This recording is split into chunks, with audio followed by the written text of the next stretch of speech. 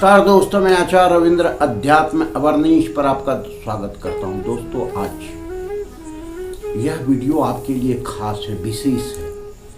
आप शुरू से अंत तक देखें। इसमें नवरात्रि, शारदीय नवरात्रि, जो शारदीय नवरात्रि है उसको हम कैसे बनावें, कैसे मनावें, इसमें हम कैसे क्या पाठ करें, क्या क्या हम उपवास करें, इसकी पूरी विधि बताएंगे। कलश स्थापना की विधि बताएंगे, कलश स्थापना का मुहूर्त बताएंगे और रात्रि साधना के द्वारा कैसे अपने जीवन में सारे सुख को आप प्राप्त कर सकते हैं, इसी पर हम विश्लेषण करने जा रहे हैं। नवरात्रि का मतलब है नवरात्रि का यह शक्ति पूजन, अर्थात जो शक्ति देवी की पूजा की जाती है, नवरात्रि का ये माना जाता है। क्योंकि प्रत्येक रात्रि का माँ का रूप अलग अलग होता है और उस सारे रूप को हम अगर साधना में उतारें अपने घर में, ये बहुत ही आपके लिए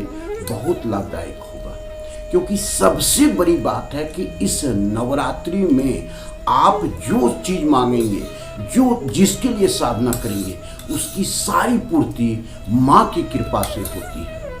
यह आपकी साधना में कितनी शक्ति होगी, उतना ही माँ का आपको वरदान प्राप्त होगा। हम आते हैं कि नवरात्रि जो है उदया तिथि के अनुसार है, क्योंकि यह आश्विन शुक्ल पक्ष के प्रतिपदा से प्रारंभ होता है और 9 दिन तक ये चलता है। यह ऐसे तो जो है सो तिथि, उदया तिथि 15 तारीख से लगेगा, 15 अक्टूबर से, यानी कल से प्रारंभ हो जाएगा। और इसके लिए कलश स्थापना की जो सबसे अच्छा मुहूर्त है वह अभिजीत मुहूर्त है।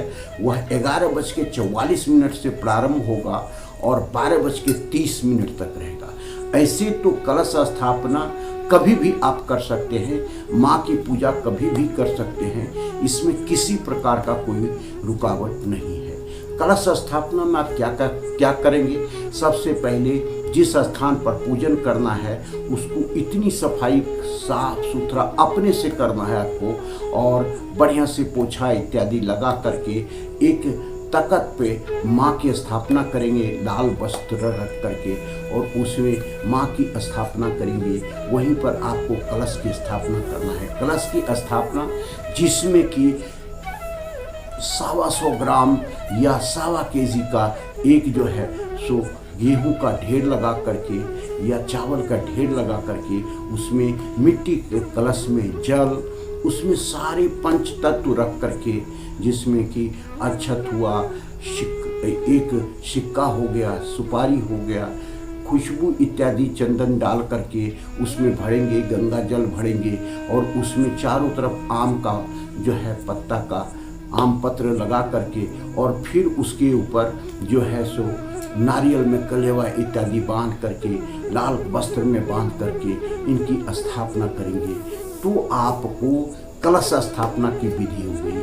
अब है कि मिट्टी के बर्तन में जो है मिट्टी भर करके और उसमें जो है जल इत्यादि छिड़क करके जौ की स्थापना करते हैं, जो 9 दिन तक रहता है, और 10वें दिन इसको विसर्जन करते हैं।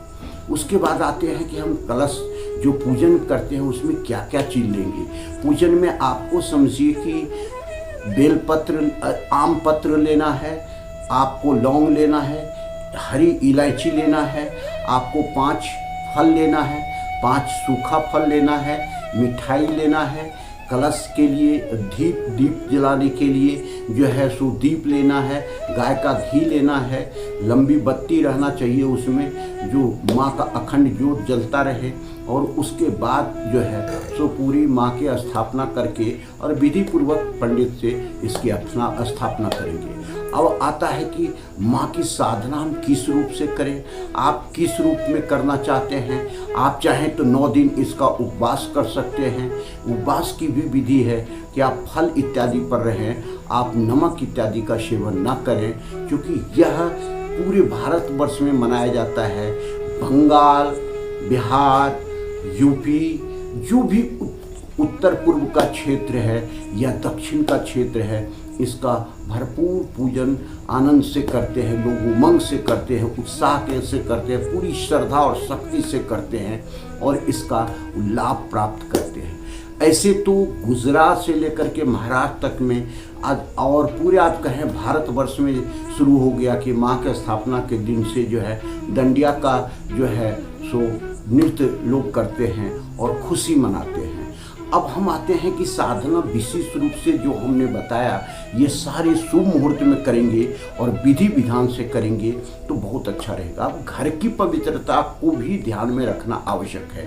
आपको 9 दिन किसी सात्विक भोजन बनाना है, अर्थात आप लहसुन प्याज तक का उपयोग नहीं करें तो बहुत ही अच्छा है।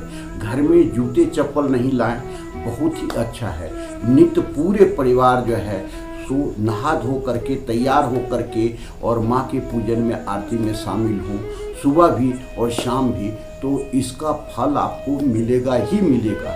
9 दिन में 9 दुर्गा की पूजा की जाती है। प्रथम देवी जो है वह शैलपुत्री है, दूसरी ब्रह्मचारिणी है, इस तरह से जो है चंद्र घंटा है, कुष्मांडा है। इस प्रकार से जो है कालरात्रि, गौरी और सिद्धि जो है रात्रि के रूप में मनाया जाता है। तो ये 9 दिन का पूरा पूजन होता है।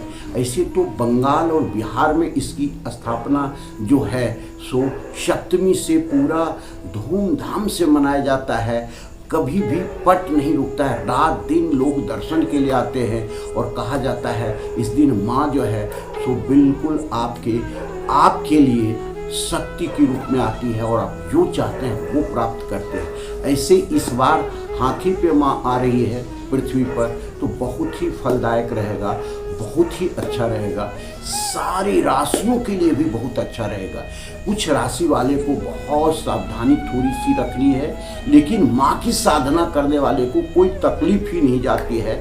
और जो साधना में संलग्न रहता है विधि विधान से और बहुत श्रद्धा से करता है तो बहुत ही अच्छा फल मिलता है। अब हम आते हैं कि नवरात्रि में पूजन का क्या है।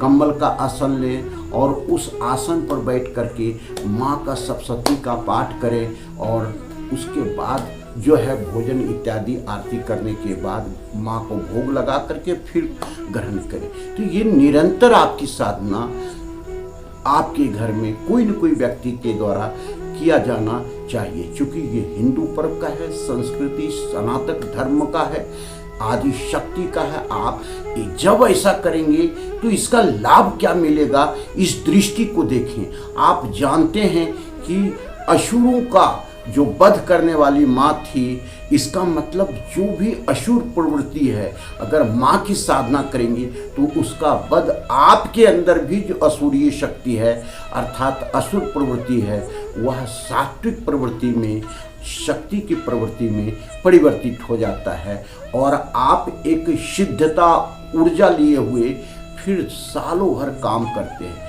2 नवरात्रि, ऐसे 4 नवरात्रि आता है, लेकिन 2 नवरात्रि प्रमुख है, एक चैत्र का और एक आश्विन पक्ष का। अब रात्रि में उपासना की विशेष व्यवस्था है। ठीक 12 बजे से लेकर के 4 बजे तक, 2 बजे तक, 3 बजे तक अगर जो भी सिद्धि प्राप्त करना चाहते हैं इसमें मिलेगा। ये कभी भी भ्रम में नहीं रहें कि किसी प्रकार का भूत प्रेत या मान रखे किसी प्रकार का असुर शक्ति आपके पास आ सकती है, ऐसा कभी नहीं हो सकता। क्योंकि माँ की साधना जो होती है वह बहुत शक्ति की साधना है। जिस रूप में आप माँ की पूजन करेंगे वही वरदान के रूप में आपको प्राप्त होगा। तो इस प्रकार जिसमें 9 दिन के लिए बताया गया है उसमें सारी रूप सारी शक्तियों के बताया गया है, जिसमें आपकी शक्ति जागृत होगी, प्राण ऊर्जा जागृत होगी, आपकी साधना की शक्ति जागृत होगी और आपके जीवन में कई वरदान मिलेंगे। विश्वास करके आप अगर करेंगे यह नवरात्रि जो कहा जाता है यह आपके जीवन आपके परिवार के पूरे लोगों के लिए एक अभय कवच के रूप में होती है। कोई भी ऐसी दुर्घटना इत्यादि और मंगल घटना आपके घर में नहीं